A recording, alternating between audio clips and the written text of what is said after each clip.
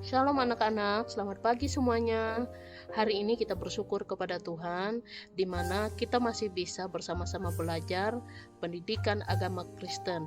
Sebelum kita memulai pembelajaran kita, perkenalkan nama saya Syani STH. Sebelum kita memulai pembelajaran kita berdoa terlebih dahulu. Terima kasih Tuhan, kami bersyukur buat anugerah kebaikan Tuhan dalam hidup kami, sehingga hari ini kami bisa berkumpul bersama-sama menikmati kasih dan berkat-Mu Tuhan. Kami mau mempelajari kebenaran firman-Mu, mau belajar sama-sama tentang dewasa dan semakin berhikmat. Kiranya Tuhan pimpin, bimbing, sertai kami dari awal pertengahan sampai akhirnya, di dalam nama Yesus. Haleluya, amin. Kita akan memulai pembelajaran kita dengan judul dewasa dan semakin berhikmat. Bisa kita baca di dalam 1 Samuel 3 ayat 19, 1 Samuel 2 ayat 26, dan 1 Korintus 3 ayat 1 sampai 9.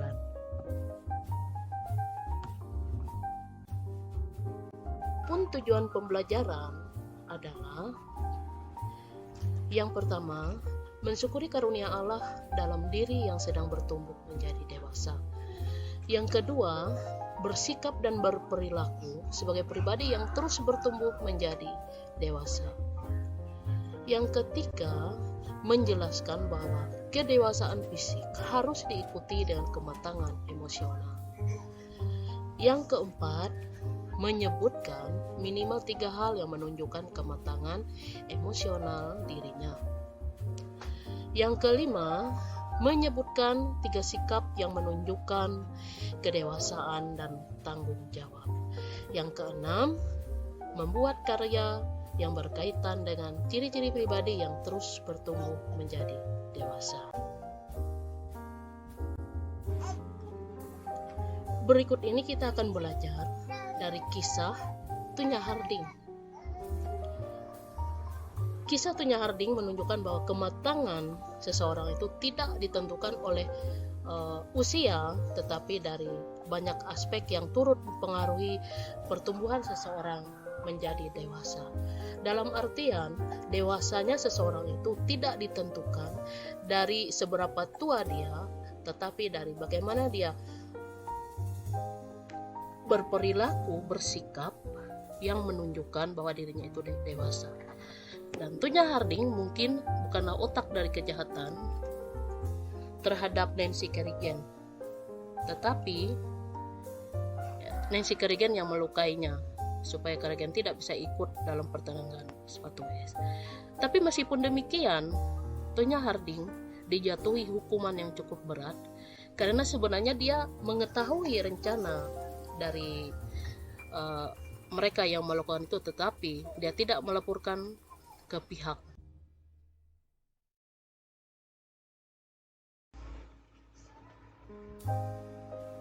Bagaimanakah sebenarnya kedewasaan yang benar? Kita melihat yang pertama adalah keberanian bertanggung jawab. Apa sebenarnya yang dimaksud dengan keberanian tanggung jawab?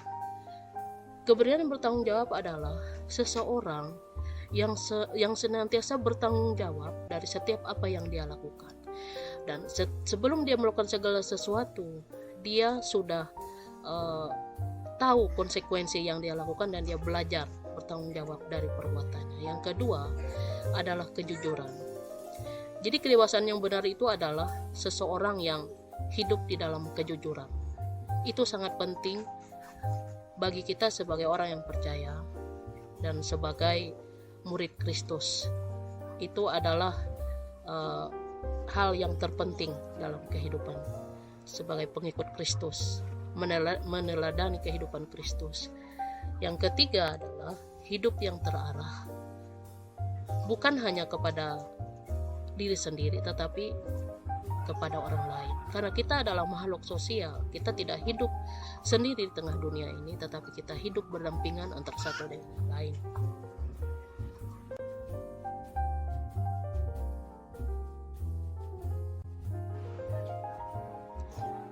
Anak-anakku semua, salah satu ciri yang paling mudah untuk menilai kematangan pribadi seseorang itu adalah kita amati ekspresi emosinya. Misalnya emosi seseorang biasanya bisa kita lihat melalui bahasa tubuh, mimik, dan suara orang tersebut.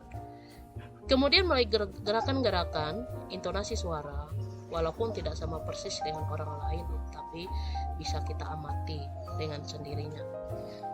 Kemudian contoh tentang ekspresi jasmani bisa muncul dari emosi seorang, misalnya emosi marah dan emosi takut. Itu menunjukkan ketidakmatangan daripada kedewasaan seseorang. Ekman dan Prisen, seperti dikutip Walgito, menyebutkan bahwa ada 3 emosi yang dikenal dengan display roles. Artinya penampilan pada wajah dan tubuh manusia. Yang pertama adalah masking, di mana keadaan seseorang yang dapat menyembunyikan atau menutupi emosi yang dialaminya. Yang kedua itu adalah modulation, keadaan seseorang yang dapat mengurangi emosi yang dialaminya. Yang bagian selanjutnya adalah simulation, artinya orang yang tidak mengalami emosi sama sekali, seolah-olah mengalami emosi dengan menampakkan gejala-gejala kejasmaniah. Selanjutnya kita akan belajar tentang kematangan pribadi dan ekspresi emosi. Nah, faktor yang paling penting di dalam mengembangkan emosi yang sehat adalah bagaimana kita mengenali dengan benar tentang diri kita sendiri terlebih dahulu, serta kesediaan kita untuk bertumbuh menjadi pribadi yang dewasa dan menjadi pribadi yang lebih baik, berkembang menjadi primati yang matang dan bertanggung jawab. Itu sangat penting dalam kehidupan kita sebagai remaja Kristen, adalah kita berani bertanggung jawab dengan setiap apapun yang kita lakukan. Kita menjadi pribadi yang matang dalam emosional kita. Kita akan belajar dari Alkitab bagaimana contoh-contoh kedewasaan daripada diri seseorang, bagaimana kisah daripada Samuel di dalam 1 Samuel 2 ayat 11 sampai 26, Samuel 3 ayat 19, bagaimana kalau kita melihat Samuel meskipun umurnya masih muda, tetapi dia bisa menunjukkan kedewasaan yang benar dalam kehidupannya. Dia menjadi seorang yang takut akan Allah, seorang yang konsisten di dalam dia ikut dalam pengiringannya kepada Tuhan, menjadi remaja yang bertanggung jawab. Kemudian dari 1 Korintus 3 ayat 1 sampai 19, Lukas 2 ayat 52. Belajar dari Alkitab tentang bagaimana cerita Samuel, seperti Ibu katakan tadi, bagaimana Samuel adalah seorang yang sangat bertanggung jawab dari setiap apapun yang dia lakukan, kerjakan dia pribadi yang tahu. Berbeda sekali dengan Hofni dan Pinehas, mereka adalah contoh bersaudara yang tidak bertanggung jawab. Kemudian dari gereja-gereja di Korintus kita bisa melihat bagaimana ketidakdewasaan mereka. Mereka menganggap dan merasa dirinya itu benar sendiri. Nah, hal ini tidak boleh kita lakukan. Yang pertama, apa yang terjadi di zaman Korintus? Mereka katakan, saya dari golongan Paulus, saya dari golongan Apolos, dan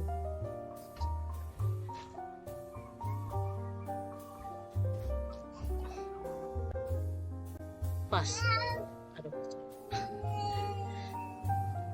Kita akan melihat hidup yang berhikmat itu seperti apa.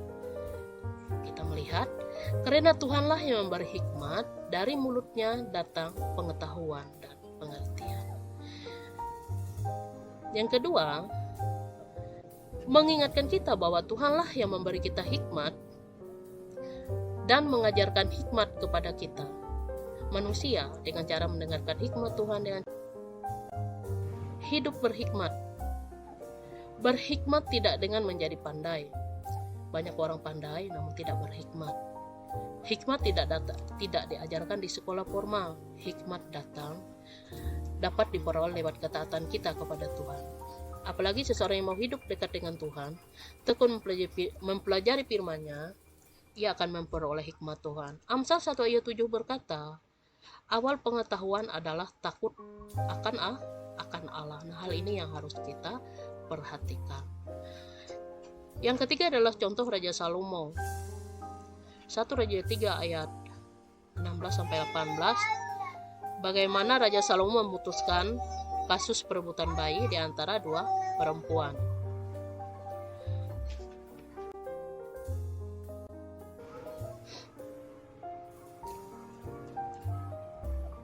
Dari beberapa pelajaran yang sudah kita pelajari, dapat Ibu ambil kesimpulan bahwa kedewasaan itu bukanlah sekedar sebuah proses biologis, melainkan juga proses mental, proses psikologis.